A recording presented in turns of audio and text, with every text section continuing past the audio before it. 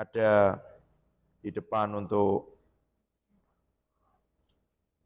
briefing sebenarnya beberapa menit, tapi kemudian di hati Tuhan taruh untuk mengajak serta Golden Time itu untuk menyembah. Dan setelah ada di situ yang ditaruh Tuhan, yang Tuhan bicara di hati saya, diingatkan begini. Tahun 2019 saya ingat, saya berlutut di belakang ibadah chapel ketika tengah-tengah Golden Time. Saya berlutut bilang begini, Tuhan, hari ini kalau aku tidak meninggalkan tempat ini, aku tahu kalau aku pergi atau keluar atau meninggalkan rencana Tuhan dalam hidupku, aku akan mengalami sakit. Ya kan?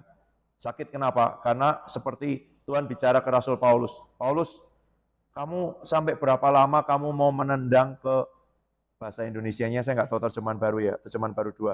Terjemahan barunya itu galah rangsang. Jadi ada seperti tiang, seperti tongkat kayu panjang, ujungnya runcing. Jadi itu dipakai untuk menghalau ternak.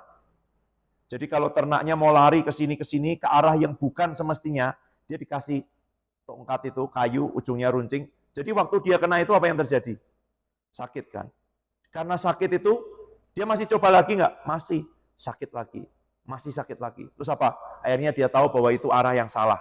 Lalu dia berbalik ke arah yang lain. Kalau dia sampai ke arah yang lain lagi, maka yang mengembalakan itu akan menaruh, yang namanya itu, terjemahan bahasa Indonesianya itu, bayangin aja bentuknya seperti tombak lah gitu ya. Kayu panjang, ujungnya runcing. Supaya kalau dia ke situ, dia tahu bahwa itu arah yang salah. Gitu. Dan kemudian ada yang sakit dan kemudian kalau yang pernah belajar mungkin teori ini, reward and punishment gitu ya. Anjing itu dikasih bel gitu terus ya, lalu dia dikasih makanan, makanannya nggak ada, belnya bunyi, dia juga air liurnya menetes gitu ya. Sampai dia tahu bahwa nggak perlu sakit, dia tahu bahwa itu sedang di arah yang salah gitu. Tapi seringkali didikan-didikan Tuhan buat kita adalah kita dikasih tahu nggak ngerti, jadi mesti sakit dulu, baru kita ngerti, oh ternyata salah. Coba lagi, bener nggak sih? Oh sakit lagi, oh salah gitu. Setelah beberapa kali muncul memori bahwa kalau kena itu, ada itu aja nggak perlu kena sekarang, berarti itu salah. Nah, lalu saya bilang, saya berlutut, saya masih ingat 2019. Saya lupa mungkin bulan September atau. Saya bilang, Tuhan, aku tahu kalau aku pergi dari tempat ini, aku itu akan sakit semua. Kenapa? Ya karena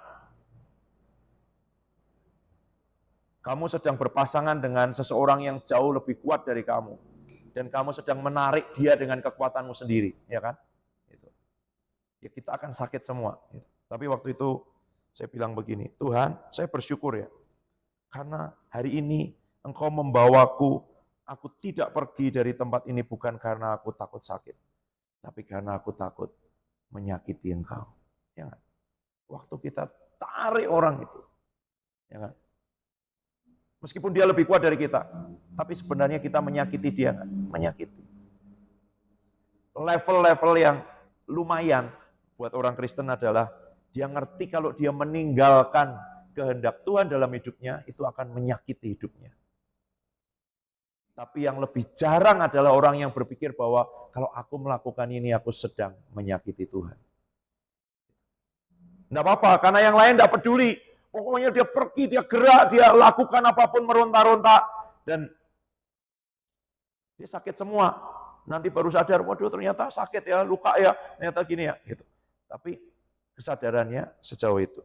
Tapi saya bersyukur bahwa Tuhan, aku bersyukur ya. Tapi minggu lalu, saya diingatkan yang lain lagi. Saya ngerti gini, Tuhan, sekarang aku tidak pergi dari tempat ini. Tapi hatiku mulai pergi. Ya, kamu bisa ada di tempat itu, tapi hatimu tidak di situ. Ini jadi kayak apa ya? Yang Tuhan tunjukkan itu kayak, ya kalau dulu oke lah selisih 1 senti masih bisa lah gitu ya. Lama-lama selisihnya itu 0, sekian milimeter. Toleransi salah. Gitu. Presisinya, ya kan. Kalau orang bilang kita hidup di negara 4 musim, Alat-alat itu kalau tidak terlalu presisi nggak masalah, karena pemuaiannya tidak terlalu besar. Tapi di negara 4 musim, kenapa kok negara-negara Skandinavia dan sebagainya, Jerman, dulu bikin peralatan itu presisi? Karena suhu di musim panas dengan di musim dingin itu perbedaannya sangat tinggi. Kalau dia tidak pertimbangkan itu, yang lancar di musim panas, mungkin macet di musim dingin. Yang lancar di musim dingin, mungkin macet di musim panas. Karena suhunya perbedaannya tinggi. Dia memuai, dia harus pertimbangkan banyak hal. Itu ya. Sedangkan di negara-negara 4 musim, tidak terlalu. Orang bisa hidup dengan satu kostum yang sama. Dan tidak bisa di negara 4 musim. Kamu harus mempersiapkan diri untuk musim dingin. Kamu harus mempersiapkan diri untuk musim panas. Gitu. Di musim dingin, saya lihat ada beberapa lembaga charity, lembaga yang memberikan bantuan. Masih banyak loh orang-orang yang tidak bisa pakai pemanas penghangat ruangan secara penuh di musim dingin, sehingga angka kematian itu masih cukup tinggi. Di negara seperti Skotlandia, saya baca brosurnya waktu itu, saya pikir semua sudah sejahtera ya, ternyata enggak. Mereka masih harus menolong, karena orang-orang berhemat, listrik sangat mahal, gas sangat mahal, sehingga mereka tidak nyalakan setiap waktu. Dan kalau suhunya begitu drastis, orang-orang tua tidak tahan dengan cuaca seperti itu. Jadi apa? Saya cuma ngomong ini, Tuhan, terima kasih. Terima kasihnya apa? Apakah saya bersyukur bahwa saya sedang tidak tepat? Tidak. Saya melihat satu hal bahwa, iya ya, kalau dulu urusannya tentang pergi atau tidak pergi. Sekarang urusan hati, meskipun ada di tempat yang Tuhan mau, tapi kalau hati tidak sepenuhnya ada di situ, itu juga satu persoalan yang lain, gitu ya. Dan Tuhan mengajari untuk semakin lama kalau kita lihat dan kadang kita tidak ngerti, memang tidak ngerti hati kita sendiri. Ada orang-orang yang harus ditempatkan Tuhan di sekitar kita. Atau itu kita sengaja mendekatkan diri dengan orang-orang yang kita tahu itu jadi semacam alat ukur dalam hidup kita. Gitu. Yang tahu Oma Evi, saya biasanya sengaja lalu cari, Oma, apa saya bisa datang, apa kami bisa datang untuk ketemu. Ya, datang, Noni, itu ya. Dan saya percaya waktu saya WA itu dia sudah berdoa dan dia sudah mendoakan harus ngomong apa. Karena seringkali ketika saya baru membuka pintu rumahnya itu kan, pintu kawat nyamuk itu kan, baru pegang itu, Oma, gitu ya. Beliau buka dari dalam langsung keluar semua firman gitu ya, yang langsung ke hati. Karena saya udah tahu nih beberapa kali, waktu hati beres, datang ke situ, ketawa-ketawa dia. Tapi kalau enggak, baru di pintu sudah keluar semua firman. Gitu ya. Nah,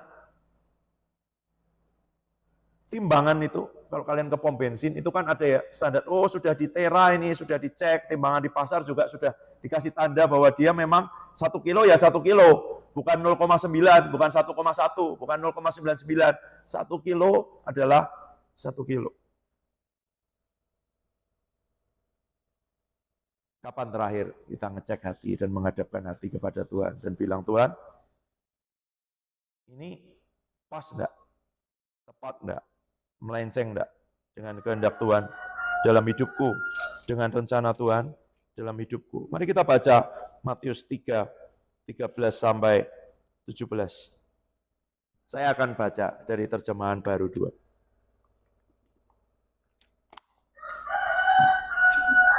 Matius 3, 13 sampai 17. Pada waktu itu Yesus datang dari Galilea ke Yordan kepada Yohanes untuk dibaptis olehnya.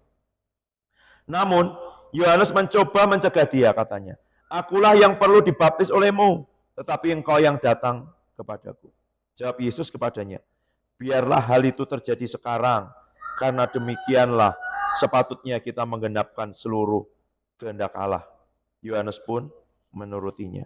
Sesudah dibaptis, Yesus segera keluar dari air. Pada waktu itu juga langit terbuka, dan ia melihat Roh Allah turun seperti burung merpati dan hinggap di atasnya. Terdengarlah suara dari surga yang mengatakan, ini lah anakku yang terkasih, kepadanya lah aku berkenan.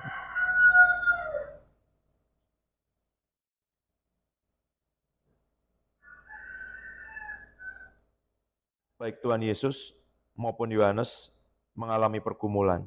Karena Yohanes tahu, ya kan, membuka tali kasutnya pun aku tidak layak. Itu kan posisi paling rendah ya. Buka tali sepatunya pun aku tidak layak. Jadi kalau bisa bayangin sekarang kok jarang ya, anak-anak kecil atau orang-orang nawarin semir sepatu Pak gitu, semir sepatu gitu. Nyemir sepatunya pun aku tidak layak. Pekerjaan paling hina pun aku tidak layak untuk dia. Kok disuruh membaptis? Ya kan? Makanya Yohanes nggak mau. Bukan, harusnya kamu yang baptis aku. Aku yang perlu dibaptis. Kenapa? Baptisan Yohanes, baptisan untuk pertobatan orang berdosa. Ayat 11 tuh. Aku membaptis kamu dengan air sebagai tanda pertobatan. Tapi yang datang kemudian setelah aku lebih berkuasa dari aku dan aku tidak layak melepaskan kasutnya. Ia akan membaptiskan kamu dengan Roh Kudus dan dengan api. Yohanes ngomong gini, aku ini mau dibaptis Roh Kudus dan dibaptis api. Kok malah suruh baptis kamu air? Aku tidak layak melepas sepatumu. Aku tidak perlu pertobatan. Tapi Tuhan Yesus ngomongnya apa? Oh iya, aku perlu bertobat. Enggak. Biarlah izinkan, saya bilang gitu. Terjemahannya. Bukan biarlah sebenarnya. Izinkan ini terjadi sekarang. Saya di situ dulu.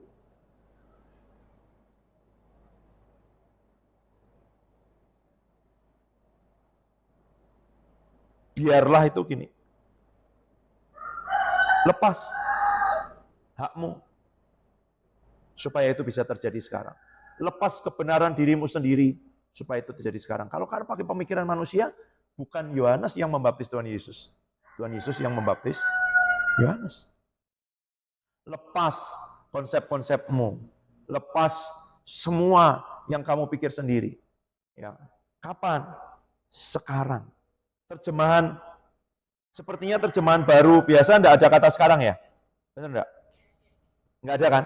Nah, tapi ini ada sekarangnya. Di Amplified saya cek bahasa Yunaninya juga ada.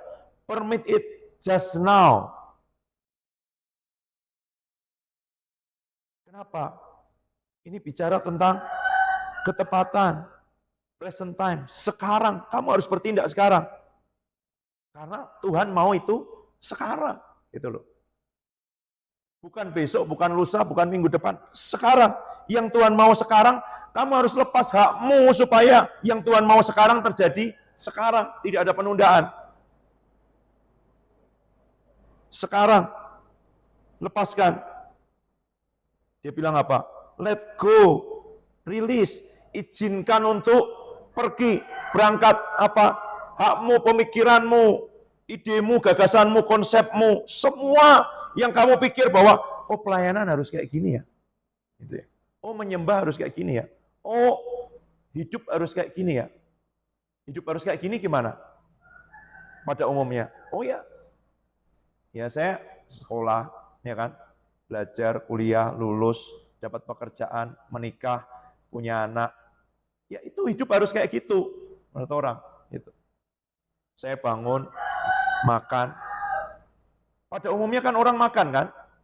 Tapi ada kalanya Tuhan meminta kita tidak makan dan itu puasa. Ya kan? Gimana itu? Itu tidak pada umumnya. Itu. Ya enggak bisa toh Tuhan, harus kayak gini toh. Harus punya ini dulu dong Tuhan. Gitu ya. Dia bilang, kalau kamu mau kehendak Tuhan terjadi sekarang, rilis, lepaskan. Lepaskan apa yang selama ini, kan Yohanes punya anggapan sendiri. Bukan Tuhan, bukan. Dan benar enggak? Benar. Tapi Tuhan Yesus sedang ngomong apa? Demikian sepatutnya kita menggenapkan kehendak Allah. Tahu enggak sepatutnya? Sepatutnya itu dengan cara yang pas. Tindakan yang tepat dalam situasi tertentu. Cocok.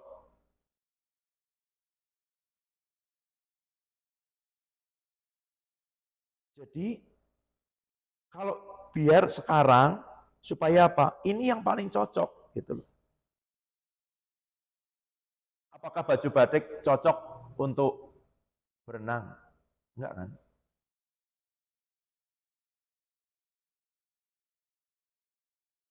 Apakah jas cocok untuk tidur? Enggak. Baik enggak jas itu? Baik. Mana waktu kamu pergi ke acara formal? Ya kan? Mana yang cocok untuk tidur? Mungkin itu pakaian paling jelek yang tidak akan kita pakai di depan orang. Kalau ada tamu kita akan ganti. Tapi itu pakaian paling nyaman. Itu yang cocok untuk waktu itu, sekarang. Gitu loh. Apa yang cocok untuk sekarang ini? Yang cocok menurut Tuhan masalahnya. Bukan yang cocok menurut kita. Gitu loh. Sebagaimana yang dipandang Tuhan. Dan karena itu akan mencolok di antara orang lain, menonjol, jadi pusat perhatian. Orang yang sedang melakukan kehendak Tuhan, dia akan mencolok di waktu sekarang ini.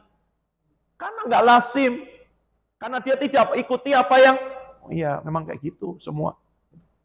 Ya kan?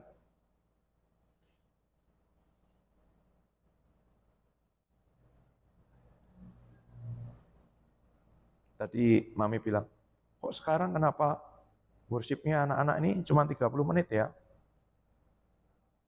Di tempat kemarin Mayan.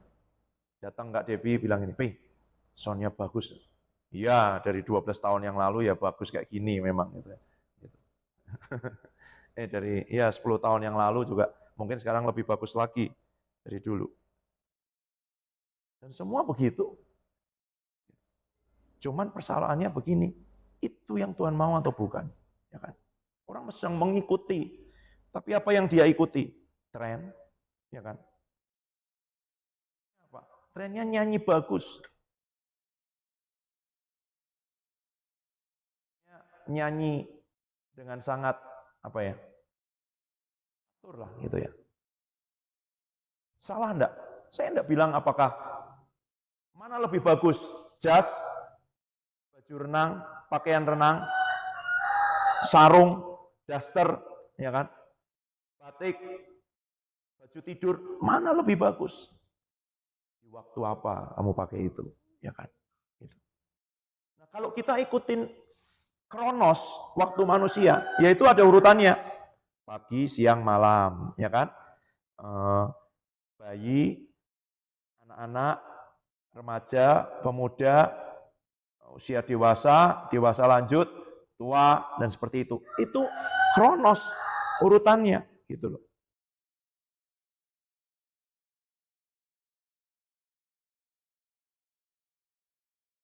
Yang menurut manusia, oh ya nanti langkahnya harus begini, urut ini dulu, gitu. Tapi kalau ikut kehendak Tuhan tidak selalu seperti itu. Tapi kalau tidak ada pimpinan Tuhan juga jangan bikin langkah siksak sendiri. Itu persoalannya. Ya. Tapi kalau Tuhan pimpin, ada yang upside down, ada yang kadang dibalik, tidak seperti yang selazimnya. Gitu loh.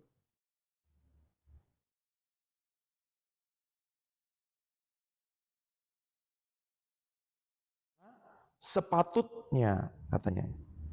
Pasnya, tepatnya, cocoknya. Kalau kita mau kehendak Tuhan, kita akan jadi orang-orang yang dianggap, kalau ngomong positif itu terpandang. Terpandang itu kan dijadikan pusat perhatian ya. Mencolok di antara orang lain. Ini arti dari kata patutnya itu. Kalau kamu memakai yang patut menurut Tuhan, Tuhan bilang ini waktunya pesta. Dan orang lain semua tidur. Waktu semua pakai piyama, kamu pakai pakaian pesta. Kamu akan mencolok enggak? Jadi pusat perhatian enggak? Ngapain?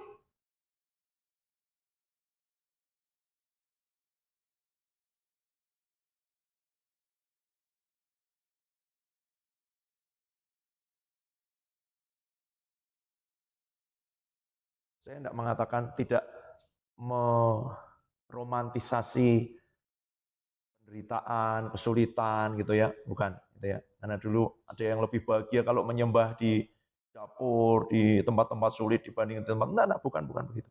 Tapi apakah itu sedang jadi kehendak Tuhan dalam hidupmu sekarang? Gitu loh.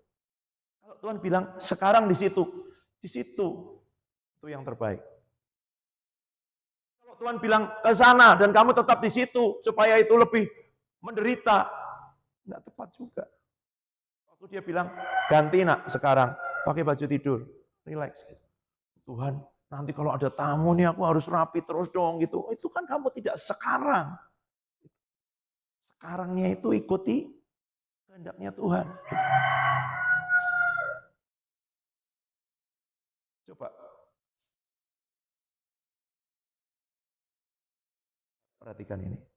Kamu akan lihat 10 tahun dari sekarang ada perubahan besar cara-cara gereja menyembah. Akan tanya kepada, kok bisa begitu? Tidak, Tuhan bisa begitu. Gimana caranya? Tolong datang sini ajari kami, bikin seminar, bikin itu semua.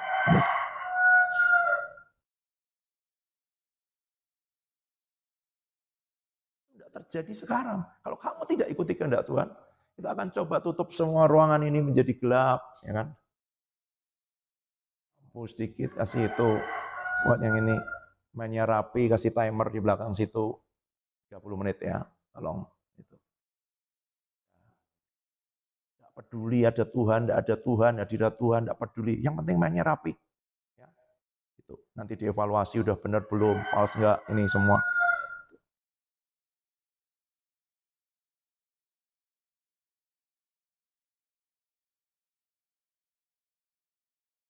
Buat kita apa kehendak Tuhan, buat kita pribadi dan buat kita berkumpul di tempat ini, itu aja.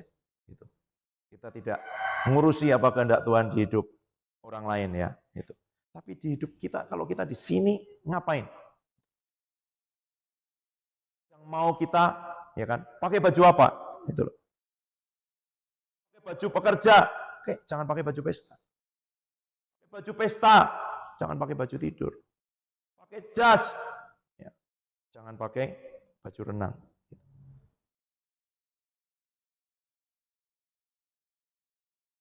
Oh, saya harus pakai jas terus kerja. Bukan. Kadang-kala Tuhan suruh kita berenang dan kita berenang. Karena demikian dengan tepat dan kamu akan jadi mencolok, jadi menonjol. Kamu dalam ketepatan itu menggenapkan seluruh kehendak Allah. Menggenapkan itu sebenarnya ngomong tentang jumlah isi hingga penuh. Isi sampai maksimum, batas maksimum. Nah kalau batas maksimum di luar itu jelas, ruangan itu enggak bisa. Tapi di Indonesia batas maksimum itu beda ya. Naik angkot kan, masih dua lagi bisa. Padahal udah penuh. Saya ingat itu. Pak John dengan Ibu N misionaris yang di Indonesia 30 tahun. Waktu mereka ke Binjai, tinggal atau di Jakarta ya waktu itu mereka datang di Indonesia. Dia naik angkot, dia bingung. Kok masih ada tempat. Sedangkan dia lihat sudah tidak ada tempat untuk duduk. Tapi sopirnya masih ada tempat. Dia bingung gimana. Oh ternyata harus berdesak-desakan, ada yang berdiri. Itu maksudnya masih ada tempat. Tapi itu maksimum. Itu maksimumnya orang Indonesia luar biasa ya. Diisi sesuai dengan kapasitas. Jadi kalau kamu melakukan ini, kamu akan diisi sesuai dengan kapasitas yang seharusnya. Kalau enggak, ya berarti tidak sesuai kapasitas seharusnya di bawahnya. Ya ini kan bisa 1,5 liter. Tapi kalau diisi 1 liter ya bisa, diisi 0,5 liter bisa, diisi 300 mili juga bisa, ya kan? Tapi seharusnya dia 1,5 liter. Nah kalau kita tepat dengan yang Tuhan mau itu kita sedang memenuhi yang maksimum yang Tuhan mau. Rencana Tuhan yang maksimum. Jumlahnya itu diterima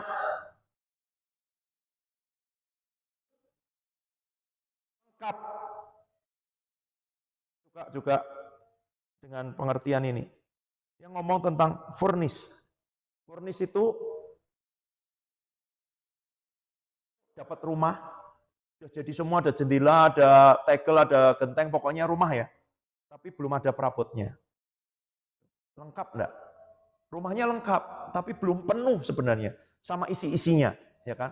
Makanya kalau sewa rumah di apartemen di Inggris itu ada tulisannya fully furnished gitu. Jadi sudah lengkap sama perabotnya. Bahkan perabotnya itu termasuk panci, sendok, garpu, wajan, handuk itu disediakan semuanya. Itu lengkap. Tapi kalau sudah ada rumahnya, ada tempat tidurnya, ya bisalah dipakai.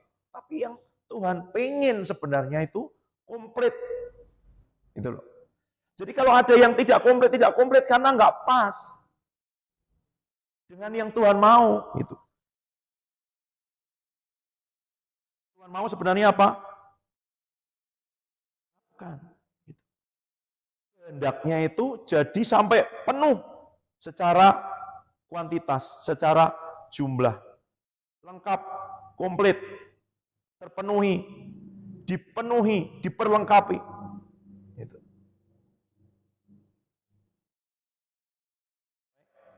Lengkap, sampai komplit. Bukan sebagian, bukan separuh, bukan sedikit, bukan banyak. Gitu. Banyak kan, tapi banyak bisa nggak lengkap nggak? Bisa. Ada barang-barangnya nggak? Oh sudah ada Pak, banyak gitu, tapi kursi semua. Kan nggak lengkap. Karena harusnya ada tempat tidur, harusnya ada meja, harusnya ada lemari, ya kan? Itu. Harusnya ada alat pel, harusnya ada panci, harusnya ada kompor. Gitu. Masa satu rumah isinya kursi semua? Gitu. Memang banyak, tapi tidak lengkap. Gitu. Gimana itu digenapi waktu kita mau untuk tadi rilis yang di konsepku sendiri, pemikiranku, itu harus ini terintimidasi, tapi tolong juga jangan apa ya menyepelekan itu ya. Tidak Tuhan. Kalau Tuhan bilang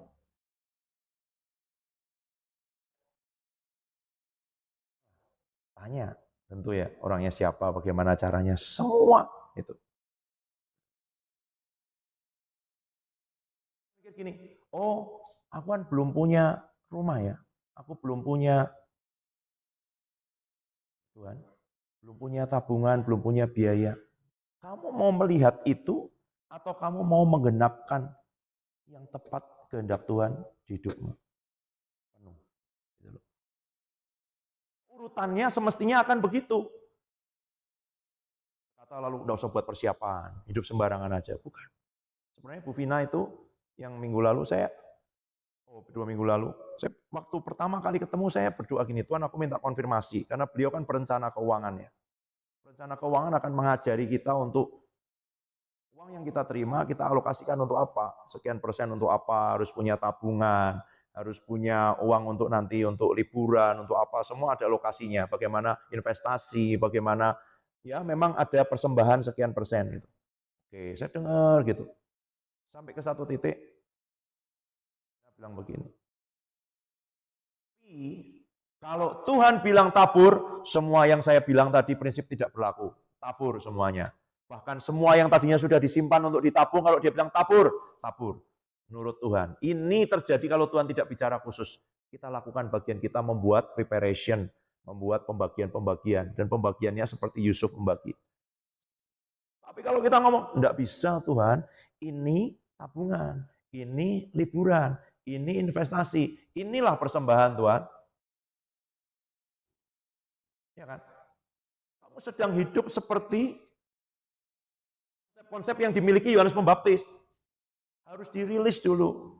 Tuhan, ini hakmu, aku pengelola. Ya kan? Pengelola dikasih tahu sama pemiliknya, tolong yang ini dipinjamkan ke ini, yang ini tolong dikontrakkan. Dia bilang, oh jangan dong, sayang, dikontrakin semua aja. Itu kita bukan pengelola loh. Kita masih punya konsep sendiri. Konsepnya harus dirilis. Hidup tuh harus kayak gini, hidup harus kayak gini.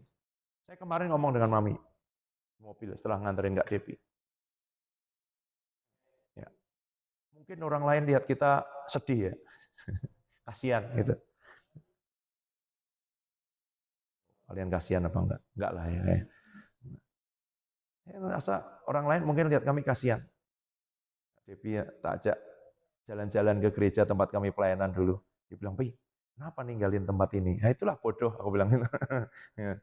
Nanti kalau pinter ya enggak gitu.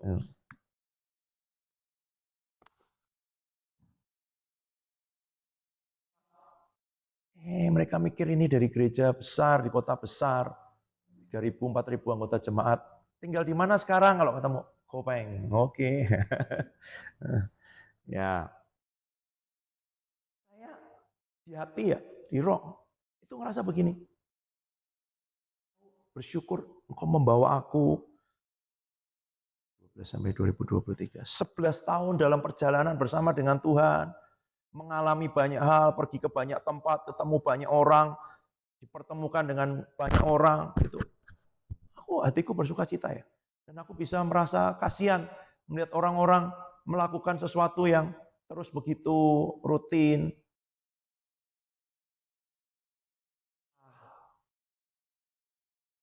Dengan banyak hal, bergumul dengan banyak hal, dengan beban, bukan dengan kehendak Tuhan. Saya bilang gini, apakah saya tidak bergumul? Saya bergumul dengan kehendak Tuhan bahwa dagingku masih tidak mau terus sama kehendak Tuhan. Itu yang aku gumuli. Tapi aku tidak bergumul dengan keadaan, bukan. Yang aku gumuli adalah, Tuhan, dagingku masih mau ngelawan terus dengan kehendak-Mu itu. Bukan saya gumuli keadaannya, ininya, meratapi nasib, mengasihani diri sendiri. Bukan. Itu bedanya.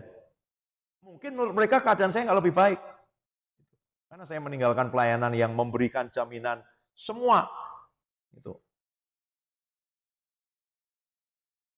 Masih zaman koran ya. Uang koran kita diberi, uang bensin diberi, uang listrik diberi, uang telepon diberi, uang untuk ganti kacamata diberi, uang buku diberi, uang cuti diberi, gaji ke-13 ada, kendaraan disediakan, rumah disediakan.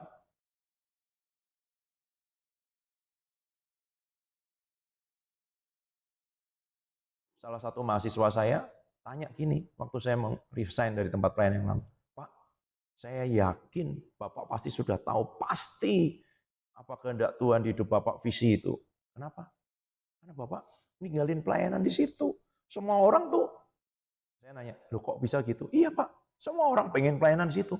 Oh, saya baru sadar ya, untung kamu ngomong sekarang. Gitu. Saya udah terlanjur, nggak bisa balik, ya kan? Kalau kamu ngomong kemarin, mungkin saya mikir lagi. Gitu. Untung kamu ngomong sekarang, gitu. Dia bilang gitu. Tinggal di asrama, meskipun sebenarnya ditawarkan dan punya hak yang lain. Seperti Pak Yoel cerita minggu lalu, kalau kalian masih ingat. Yang tadinya dia naik angkot nggak apa-apa, sampai waktu dia kesaksian, ada orang bilang, Pak, orang selevel Bapak kok naik angkot, harusnya enggak gitu. Begitu berikutnya Tuhan nyuruh dia naik angkot, langsung, orang lihat aku nggak ya? Wah nanti malu. Lalu waktu saya ketemu pendeta-pendeta dari satu sinode pendeta senior, mereka tanya gini, ngomongnya gini, Pak,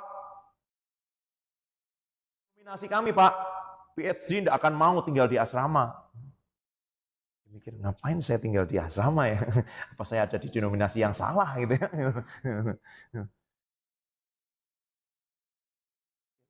Apa salahnya tinggal di rumah atau sudah ditawari ya kan?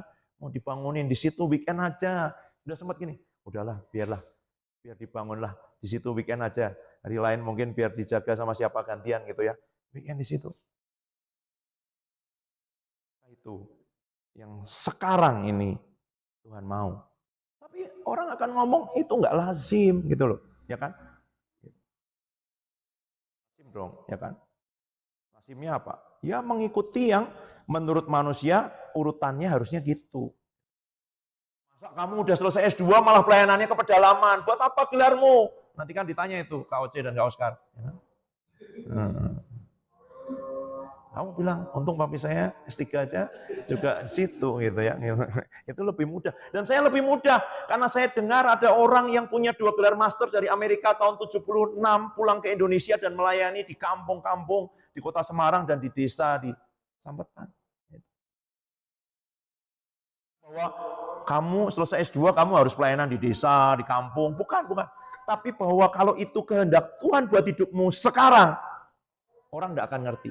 Kamu akan terlihat mencolok, betul nggak? Di mata surga itu kamu mencolok sekali, kamu terpandang. Tapi dunia nggak akan bisa lihat itu. Memang kamu dia aneh. Tapi pasti yang sepatutnya menurut Tuhan itu aneh menurut dunia. Tapi itu patut. Dan surga akan lihat kamu, wow, kamu berkilau sekali. Percayalah, kamu jadi pusat perhatiannya surga. Gitu. Saya sudah merasakan itu jadi pusat perhatian surga selama hampir 5 tahun di STT Sangkakala. Gitu. Tapi bahwa menerima aniaya dari dunia, ya gitu ya. Kamu jangan senang-senang jadi pusat perhatian surga kan. Itu berarti kerajaan kegelapan juga menjadikanmu pusat perhatiannya. Karena Tuhan sedang memamerkan kamu. Sama seperti Tuhan pamer sama Ayub. Ngomong sama Mami. Tuhan ini ya cari gara-gara. Dia kan pamer. Setan, lihat tuh. Dia kayak gitu, masih tetap nyembah aku. Tuh lihat. Terus, ya coba Tuhan, ini lagi diambil. Kan gitu. Gara-gara Tuhan pamer kan.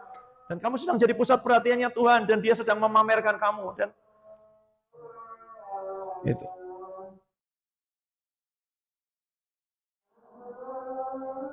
Ya dong, kalau ada open heaven, langit terbuka, surga terbuka di atas kepala kita, malaikat beraktivitas di situ, apa roh-roh jahat nggak tahu? Apa kuasa kegelapan nggak tahu? Kalau kamu taat terus sama kehendak Tuhan, kepangkatanmu di dalam roh naik, itu diumumkan loh. Setiap naik pangkat diumumkan, gitu ya. Saudara Depi, naik pangkat seperti ada upacara dalam roh diumumkan di bawah bumi, di sini, di atas itu diumumkan dia naik pangkat. Setan yang akan menghadapi dia juga setan yang pangkatnya naik gitu. Yang dulu masih jalan ke kamar mandi merinding-merinding, sekarang setannya merinding kalau dia jalan situ kan karena pangkatnya lebih tinggi dong, gitu. Jenderal datengin kopral ya kan nggak ada gitu. Itu loh. Dan apa? Yohanes pun menurutinya. Akhirnya Yohanes ini, oke, aku rilis. Enggak sesuai nih, enggak lazim ini. Ya kan? Enggak lazim. Dan sesudah dibaptis, sesudah mengikuti kehendak Tuhan, Yesus keluar dari air. Waktu itu juga langit terbuka. Ia melihat Roh Allah turun seperti burung merpati dan hinggap di atasnya. Dan terdengar suara dari surga yang berkata, ini anak yang terkasih, kepadanya aku berkenan. Saya mau kayak 17 saja. Suaranya bilang apa? Ini anak laki-laki. Tapi sebenarnya anak laki-laki itu bicara tentang sama seperti Adam dulu tidak taat. Ini loh, manusia itu anakku yang sejati itu ya. Jadi anak itu apa? Orang yang punya sifat, karakter, nature seperti bapaknya. Apa? Ya melakukan kehendak bapaknya kan, gitu. Karena itu kehendak bapaknya buat dia sekarang sekalipun buat Tuhan Yesus dia tidak perlu dibaptis.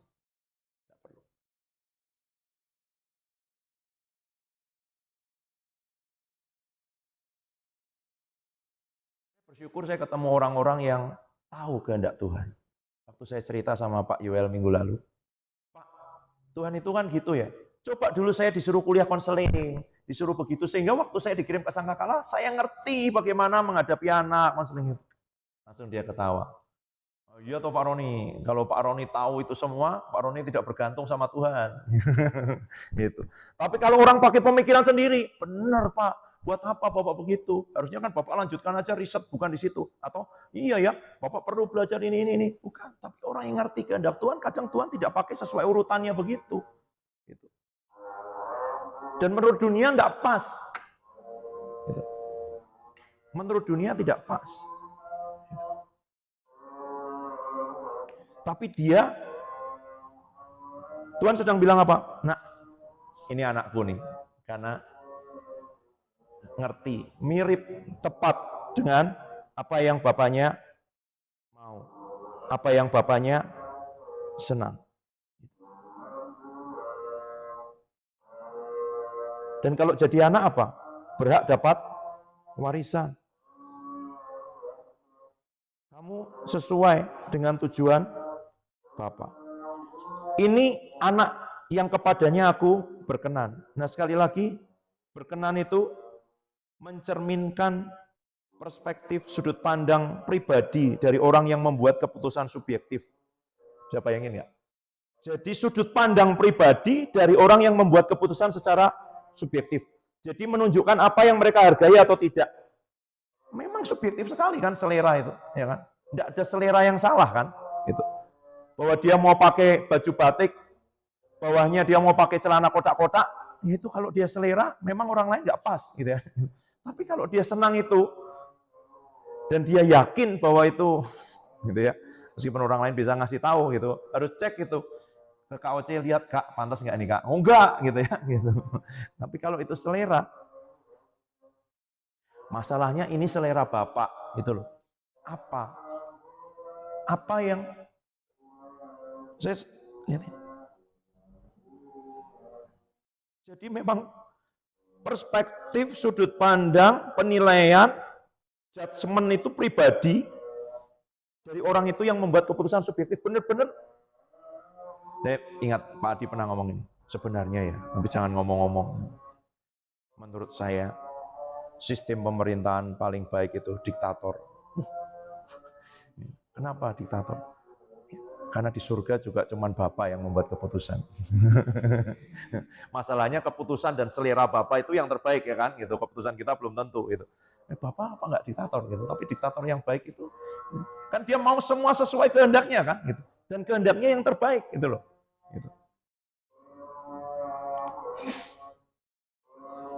Jadi yang pleasing, yang berkenan itu ya yang tanya dia maunya apa terus gitu loh.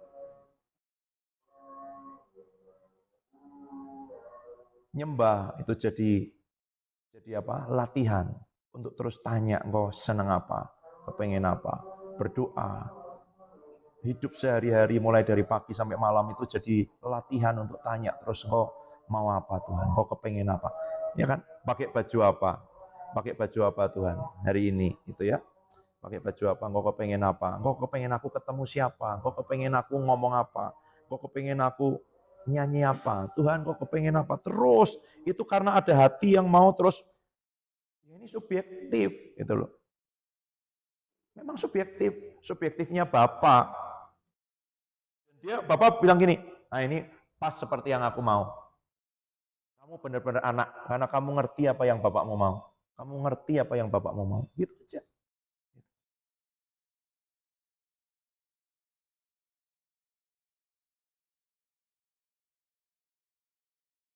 Lagi ini bicara tentang melepaskan sesuatu. Ngomong nih, bukan keberhasilan saya, tapi kegagalan. Kegagalan untuk tepat dengan apa yang Bapak mau. Gitu. Ujian-ujiannya datang beberapa kali, beberapa lewat hamba-hamba Tuhan senior.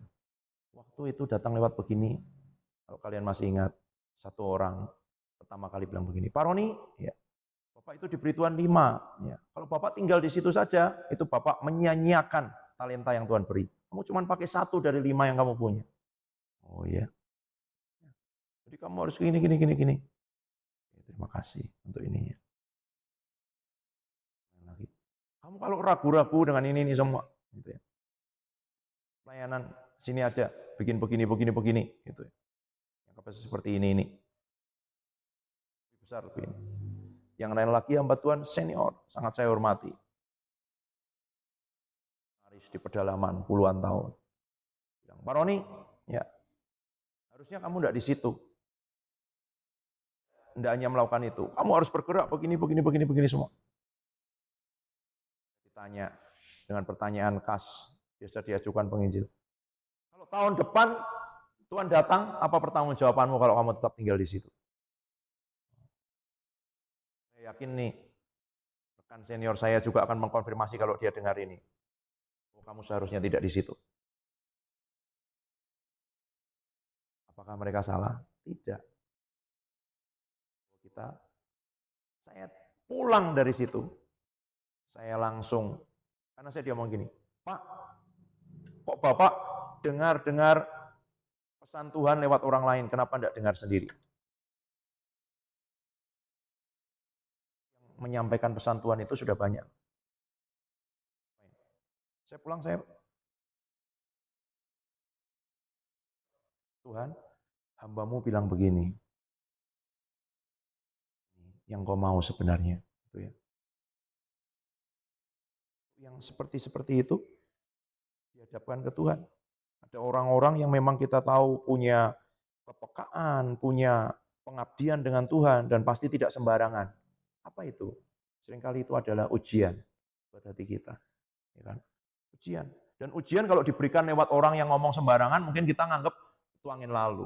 Tapi waktu diberikan lewat orang yang berotoritas dan kita hormati dalam hidup kita, apakah orang itu salah? Bukan. Orang itu juga sedang melakukan dengan ketepatan yang Tuhan suruh untuk dikatakan. Kalau ingat cerita di Alkitab tentang Nabi tua dengan Nabi muda. Nabi tua itu disuruh datang kan, mencobai Nabi muda ini. Nabi muda sudah dapat pesan Tuhan. Sampaikan pesan Tuhan, langsung pulang, jangan mampir, jangan makan, pokoknya langsung pulang. Tapi Nabi tua bilang, tapi Tuhan bilang sama aku, kamu suruh mampir ke rumahku, kamu sudah melakukan tugasmu, udah tenang. Tuhan berubah pesannya gitu, sekarang mampir ke rumahku. Mampir dia, dan setelah mampir, dimakan singa. Ya kan? Diterkam singa, bukan dimakan. Nabi tua itu suruh mau datang ke situ, dia tahu bahwa itu Tuhan. Kenapa? Singanya duduk di sampingnya, nggak makan. Cuman nerekam dia, mati. Memang Tuhan, gitu ya. Saat-saat seperti itu. Ujian yang lebih sulit adalah ketika Tuhan memberikan kembali apa yang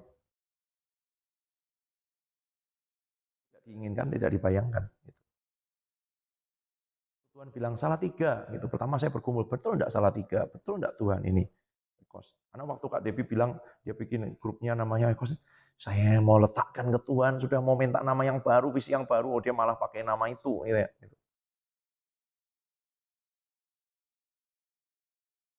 Waktu dia mulai salah 3, bilang itu. Hati saya bersuka cita. Saya bilang dengan Mami, Ekos ini ada sebelum kita menikah loh. Jadi ini visi dari Tuhan, dari dulu. Ya kan? Dari dulu ada. Saya seperti orang yang lakukan apapun karena ini seperti, ini anak saya sendirilah. Gitu. Bukan anak titipan dari orang lain. Tuhan tidak suka. Dia yang nyuruh kita kebaktian Salatiga. Dia tidak mau hati saya untuk saat ini terpusat ke sini.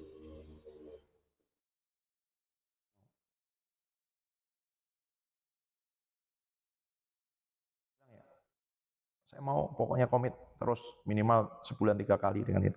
Dan luar biasa loh Tuhan. Sejak tahun lalu, selama 21 bulan, setiap bulan ada saja permintaan untuk pelayanan keluar. Bulan ini sama sekali tidak ada. Dan saya bersuka cita muli pesan Tuhan tempat ini. Karena saya dengar Pak Agung kan ngomong gitu ya, enggak mudah loh. Banyak gembala lebih senang mengundang pembicara-pembicara tamu karena dia enggak tahu mau ngomong apa lagi dengan orang yang sama gitu ya. Kalau kamu tidak punya dari Tuhan, tidak dapat dari Tuhan, tidak penuh, apa yang mau keluar? Gitu.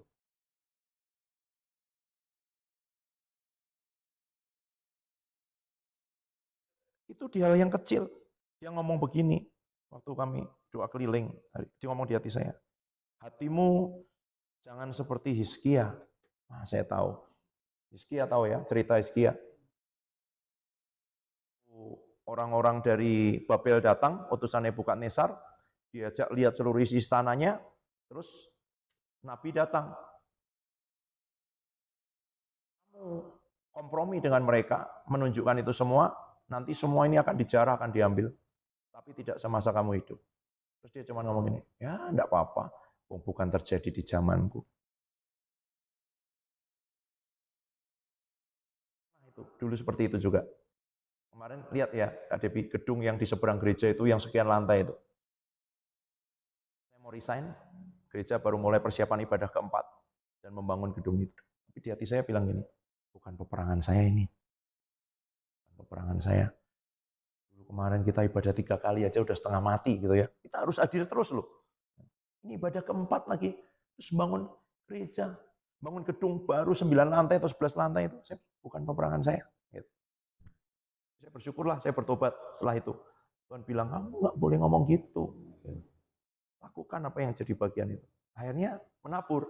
Meskipun mungkin untuk itu cukup untuk beli batu bata aja ya, tapi taatlah yang Tuhan kasih. Saya datengin, saya minta janji ketemu dengan gembala. Saya bilang, saya tanya, ini apa? Ini kami mau taat sama Tuhan meskipun mungkin ini jumlah yang sangat kecil untuk pembangunan itu. Itu sih. Nah, seringkali kita hanya mikirin diri sendiri. Dapat beberapa hal dan kemudian hati, ini sekarang tentang hati. Tempatnya di situ, lakukan tetap, tapi hati pindah. Karena belum saatnya Tuhan, belum yang sekarang. Ya kan?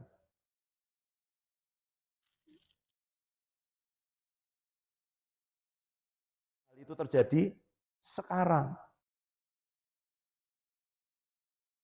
Kan itu sekarang. Seperti Kak Devi kemarin saya ngomongin. Berdoa buat dia supaya dia bisa tinggal di asrama dan mementori adik-adiknya 1 tahun yang lalu. Dia bilang, "Pi, aku punya beban begini, begini. Aku mau tinggal di sini." Yes, aku juga mendoakan itu. Tapi Tuhan bilang tidak pada waktu itu. Dan pintu memang tidak terbuka. Setelah dia tidak mau, dia dipaksa untuk kembali ke asrama. Ya itu benar, Tuhan tuh kayak gitu. Kali ketika saya bilang, waduh Tuhan, ini lawatan luar biasa nih, semua orang sudah datang dan gini, bilang, pergi sekarang. Loh kan enggak tepat Tuhan, sekarang nih sedang ini, nanti kalau padam gimana, mungkin gitu ya. Mungkin itu saya bayangin gitu.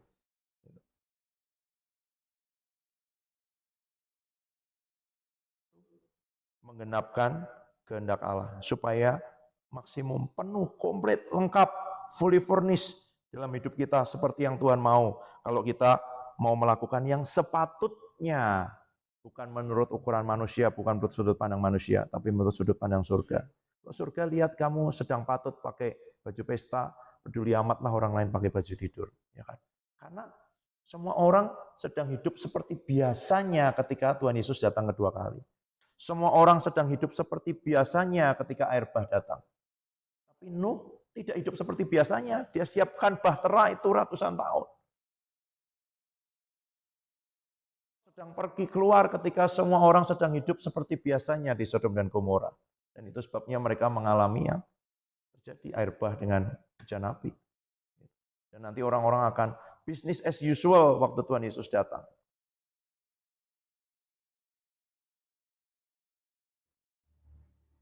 Yang seperti Pak Yuel bilang minggu lalu, aneh kan? Ada orang diundang dari jalan tapi tidak pakai pakaian pesta disuruh pergi. Tapi itu Tuhan suruh kita pakai baju pesta dan mempersiapkan gaun, dan semua orang bilang ini jangan pesta, ini lagi krisis, lagi sulit, kita berhemat aja. Dia bilang pesta. Mungkin makan untuk kita terbatas, kasih makan orang-orang di jalan. Mungkin yang lain bilang ya gini-ginilah pelayanan, tempat yang jelas lah. Ini, tapi dia bilang Salatiga aja nyembah. Waktu dia bilang begitu, percayalah, ya. Menjadi pusat perhatian surga dan sedang mengenapkan rencana Tuhan, karena itu yang pleasing buat dia. Mari kita datang. Terima kasih Tuhan.